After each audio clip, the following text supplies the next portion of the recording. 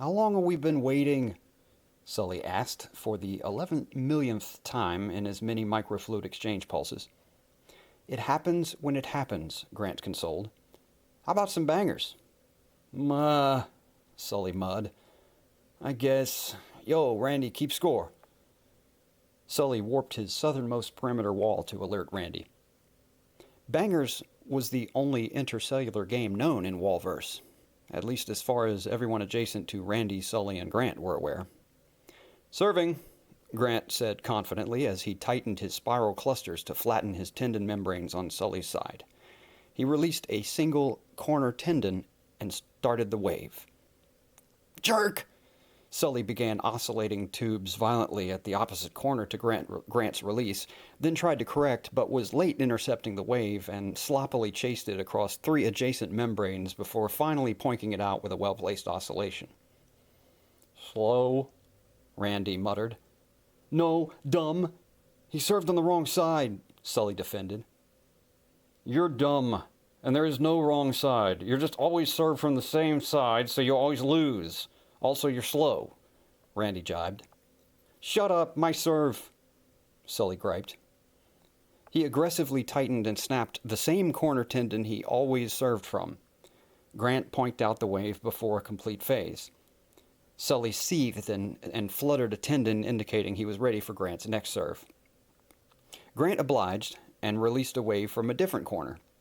Sully misfired again and sloppily chased it again. Dude, you serve wrong, Sully complained. Sul, that's the game, man, Grant said. I don't do that when I serve, Sully defended. Dumbass, Randy interjected, laughing. It's just how bangers works. You don't have to serve from the same side. Not knowing where it comes from is what makes it hard, Grant explained. It's too hard. It's stupid. Make up a new game, Sully demanded. What? You make up a new game. At least Grant made up something to do. You don't even play it right, Randy said angrily. Guys, it's cool. I'll work on a new game, Grant said reassuringly. Grant focused himself on making up a new game.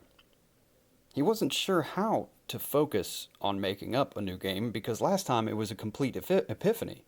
No focus required. He was just pointing with his membranes, and it came to him that he and his neighbors could engage one another for entertainment by manipulating patterns on their adjacent walls using a defined set of rules to acquire points. No one had ever heard of such a thing. It took some time to explain even the basic concept to his neighbors. Up till that point, they had simply been aware of one another and exchanged whatever information was necessary to conduct intercellular business. Grant's game was an instant hit. Randy said that the neighbor opposite Grant said that the game was actually causing a lot of problems in some regions by distracting people from their duties. And it had, in others, caused all-out intercellular warfare. But Sully said that was probably just gossip because his neighbor said that nobody even liked the game because when people played it right, it was over almost immediately. Are you done with the new game yet? Sully inquired incessantly. I don't really have any ideas, Grant said. Just do what you did last time, Sully suggested helpfully. Grant didn't see the point in explaining the problem with that suggestion, so he just went back to pointing his membranes for inspiration. After a while, Grant started to become bored, which he was used to, but he also became frustrated with his boredom, which was kind of new. Frustration just isn't something cells are equipped to deal with individually. Cells have a well-defined function and very little incentive to think beyond it. There just shouldn't be that much to be frustrated about. It was easier before I made up the game, Grant said aloud, though he wasn't sure who he was addressing. Yeah, but it keeps things interesting, Randy offered. Not really, Sully added. Were things not interesting before? Grant pondered. He genuinely couldn't remember if he'd ever even thought about whether things were interesting before the game. He only knew they were less interesting after the game. Waiting isn't very interesting, Randy replied. No, it's basically the same, Sully corrected. So, What if we just stop waiting? Grant proposed. A heavy, confused silence ensued. Like, play another game? Randy asked. No, just stop waiting. Do it. Do what we're waiting to do, Grant clarified.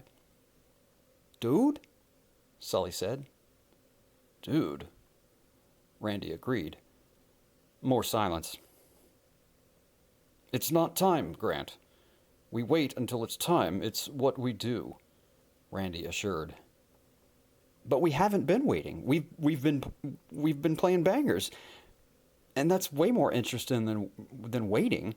So maybe waiting is the real problem. Grant surprised himself with such a graceful leap of logic. That's insane, Sully retorted. So was bangers, remember? You said it was insane. Now we play it all the time, Grant said. That's different. That's just something you're doing while you wait. You're still waiting, Randy said. Yeah, I don't expect you to understand. I just see things other cells don't, like the game. I saw it when no one else ever had. Okay, that was a good one. We all love bangers, but dude, we still have to wait, Randy said. Grant thought about it for a long time. Randy had always seemed intelligent enough, but maybe this was just the limits of his imagination. Grant knew what he knew. He wasn't sure how, but he did know it. And he had the confidence of a cell that had once redefined cellular life as he knew it. It seemed perfectly reasonable that the same cell could redefine it again, and also reasonable that no other cell could really understand it like he did. So there was nothing for Grant to do but show them. It's what visionaries have to do. So with perfect certainty in his genius and purpose, Grant stopped waiting. The cacophony of objections from adjacent cells was quickly overwhelmed by their instinctual sympathetic contractions. Each cell sequentially smashed membranes against bladders, and tiny floods of chemicals washed over one another, initiating a maelstrom of reactions through parts of the cellverse Grant had never even heard of. Just then, deep in a subterranean nuclear forest within an asteroid orbiting a rogue planet, a bubble of carbon crab flatulence rose from a small pool of lithium.